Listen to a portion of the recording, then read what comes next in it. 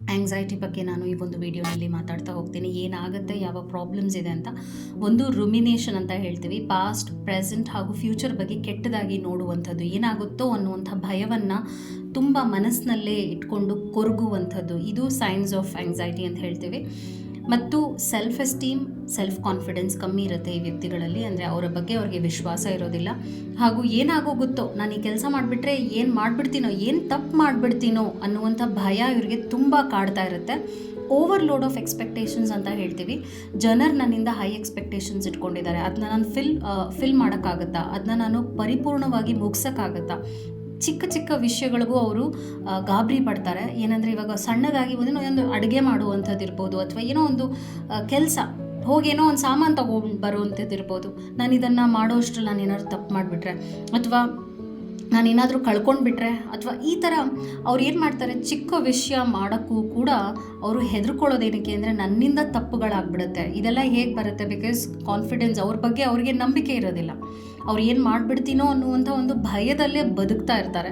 So as I told, ಅವ್ರಿಗೆ daily ರೊಟೀನಲ್ಲಿ impact ಆಗುತ್ತೆ. ಚಿಕ್ಕ ಚಿಕ್ಕ ಕೆಲಸಗಳಲ್ಲೂ ಅವ್ರಿಗೆ ಮನಸ್ಸಿರೋದಿಲ್ಲ, ಹಾಗೂ ಅದನ್ನು ಅವಾಯ್ಡ್ ಮಾಡೋಕ್ಕೆ ನೋಡ್ತಾರೆ. ಕೆಲಸಗಳನ್ನೇ ಅವಾಯ್ಡ್ ಮಾಡಿಬಿಡ್ತಾರೆ. ಯಾಕೆಂದರೆ ನಾನು ಅದನ್ನು ತಪ್ಪೇ ಮಾಡ್ತೀನಿ, ಯಾಕೆ ನಾನು ಮಾಡಬೇಕು, ನಾನು ಅದನ್ನು ಸರಿಯಾಗಿ ಮಾಡೋದೇ ಇಲ್ವಲ್ಲ, ಅದನ್ನು ನಾನು ಮಾಡೋದಕ್ಕೆ ಹೋಗಲ್ಲ ಅಂತ ಹೇಳ್ತಾರೆ. ಆಗಲೇ ಹೇಳಿದಾಗೆ ಇವರಲ್ಲಿ ಒಂದು ಪೆಸಿಮಿಸ್ಟಿಕ್ ಆ್ಯಟಿಟ್ಯೂಡ್ ಇರುತ್ತೆ. ಪೆಸಿಮಿಸ್ಟಿಕ್ ಅಂದರೆ ಏನು? ಅವರ ಬಗ್ಗೆ ಅವ್ರಿಗೆ ಕೀಳರಿಮೆ ಇರುತ್ತೆ, ಹಾಗೂ ಸೆಲ್ಫ್ ಬಿಲೀಫ್ ಇರೋದಿಲ್ಲ, ಮತ್ತು ತುಂಬಾ ಯೋಚನೆ, ಓವರ್ ಥಿಂಕಿಂಗ್ ಮಾಡ್ತಾ ಇರ್ತಾರೆ. ಟ್ರಾಮಾ, ಯಾಕೆ ಹೀಗಾಗುತ್ತೆ? ಹಿಂದೆ ಏನೋ ಒಂದು ಎಕ್ಸ್ಪೀರಿಯನ್ಸ್ ಆಗಿರುತ್ತೆ ಇಂಥ ವ್ಯಕ್ತಿಗಳಿಗೆ.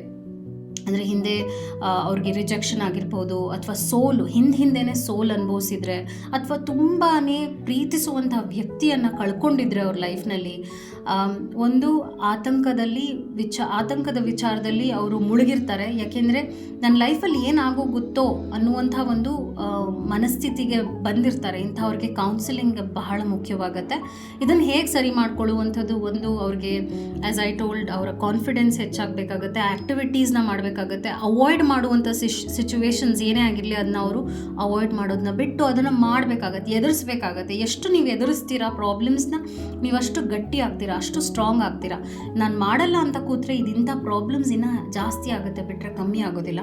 ಅವಾಯ್ಡ್ ಮಾಡಬಾರ್ದು, ಅದು ಬೆಸ್ಟ್ ಸೊಲ್ಯೂಷನ್ ಆಗಿರುತ್ತೆ ಆಂಗ್ಸೈಟಿಗೆ. ಸಣ್ಣ ವಿಷಯ ಆಗಿದ್ರೂ ಪರವಾಗಿಲ್ಲ, ನಾನು ಮಾಡ್ತೀನಿ, ಪರವಾಗಿಲ್ಲ ಅನ್ನುವಂಥ ಒಂದು ಸೆಲ್ಫ್ ಅಕ್ಸೆಪ್ಟೆನ್ಸ್ ಇಟ್ಕೊಂಡ್ರೂ ಇಂಪ್ರೂವ್ಮೆಂಟ್ಸ್ ನೋಡ್ಬೋದು ಆಂಗ್ಸೈಟಿ ಪ್ರಾಬ್ಲಮ್ಸ್ನಲ್ಲಿ. Thank you.